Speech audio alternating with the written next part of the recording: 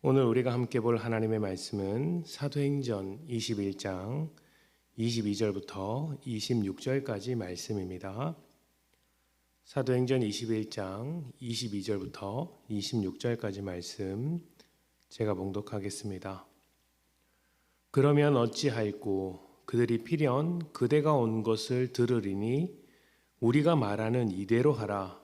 서원한 네 사람이 우리에게 있으니 그들을 데리고 함께 결례를 행하고 그들을 위하여 비용을 내어 머리를 깎게 하라.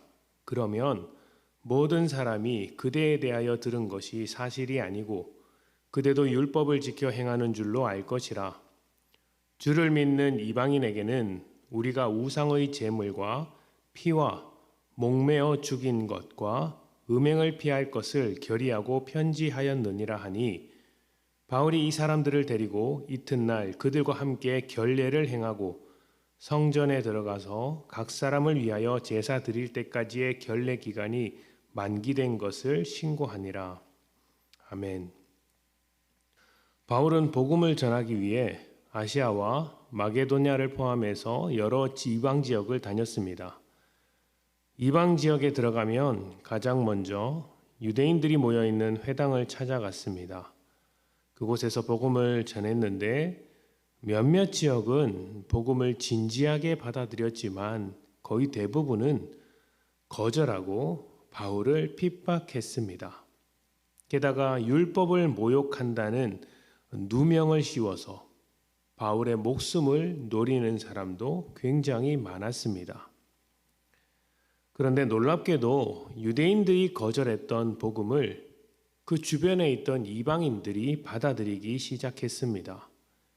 회당 주변에 살고 있던 사람들이나 유대교에 관심이 있어서 회당으로 찾아온 이방인들 중에서 복음을 듣고 예수를 믿는 사람들이 생겨난 것이죠.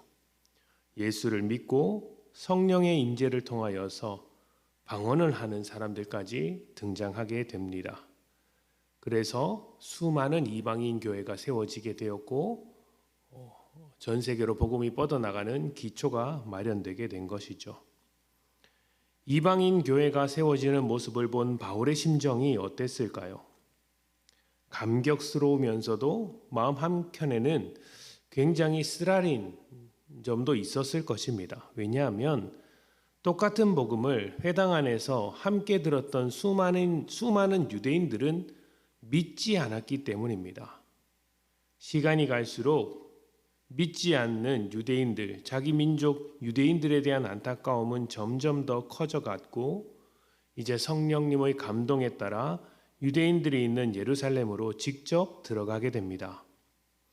문제는 그곳이 바울에게 호의적이지 않은 곳이었다는 사실입니다. 이방 지역에서 시작된 율법을 모독한다는 소문이 여기까지 퍼져서 바울의 목숨을 노리는 사람들이 아주 많았습니다. 잘못되면 복음을 전하기도 전에 죽을 위험을 겪을 수도 있었습니다. 이런 상황에서 바울을 먼저 만난 야고보가 한 가지 제안을 합니다. 사람들의 반감이 너무 심하니 율법을 모독한다는 오해를 풀고 가자는 것이죠. 그래서 정결 예식을 행하고 서원한 네 사람들이 머리를 깎는 데 필요한 비용을 바울이 부담한다면 적어도 율법을 무시한다는 오해를 바로잡을 수 있지 않겠느냐 하는 것입니다. 율법에 따라 행동하는 것이 누군가의 눈에는 은혜와 복음을 축소시키는 것처럼 보여질 수가 있습니다. 특히 이방인들에게 율법을 따르지 않아도 된다. 예수 그리스도의 복음으로만 구원을 얻는다. 그것으로 충분하다고 가르쳤던 바울이기에 예루살렘에서 율법을 지켰다라는 소문이 돈다면 이방인 교회에서 자칫 오해가 생길 수도 있을 것이죠. 그래서 이런 점 때문에 절대 받아들여선 안 된다고 할 수도 있습니다만 바울은 율법에 따라 행동했습니다. 왜 그럴까요? 이런 문제들은 사실 껍데기이기 때문입니다. 겉모습이기 때문이죠. 율법에서 요구하는 결례를 지켰다고 해서 은혜의 복음을 저버리는 것은 아니었기 때문입니다. 오히려 반대입니다. 복음이라는 본질을 잘 전하기 위해 주변의 껍데기, 겉모양을 지혜롭게 사용했던 것입니다. 믿음은 언제나 겉모양이 아니라 본질에 달려 있습니다. 겉으로 믿음 생활 아무리 잘해도 본질이 무너지면 아무 소용이 없죠.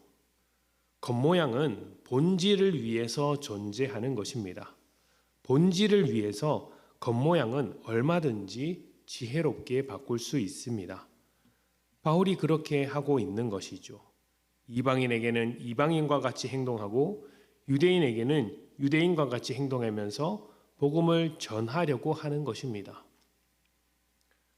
겉모습, 비본질적인 것에 매달리다 보면 본질적인 것들을 놓치는 실수를 하는 경우가 많습니다. 그런 실수를 하지 않아야 합니다.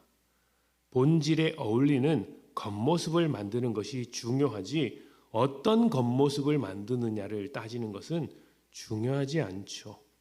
우리의 본질은 하나님의 자녀이고 믿음이고 또 하나님의 백성 예수 그리스도의 제자입니다. 우리의 겉모습은 세상에서 살아가는 삶이 될 수 있겠죠. 세상에서의 삶을 위해 하나님의 자녀된 것이 아니라 하나님의 자녀가 되어서 세상의 삶을 살아가고 있다는 것을 잊지 마십시오. 또 예배를 드릴 때에도 예배 형식이 다양할 수 있습니다. 그러나 그 형식을 지키느라 예배자로서의 삶을 망가뜨린다면 하나님의 사람으로서의 삶을 전혀 보여주지 못한다면 예배 형식도 아무리 좋아봤자 의미 없는 것이겠죠. 겉모습보다 본질이 훨씬 더 중요하기 때문입니다. 오늘 하루 언제 어디서든지 하나님의 자녀라는 본질을 붙들고 살아가셨으면 좋겠습니다. 그 본질을 붙들고 여러분에게 주어진 삶을 잘 살아가시기를 축복합니다. 함께 기도합시다.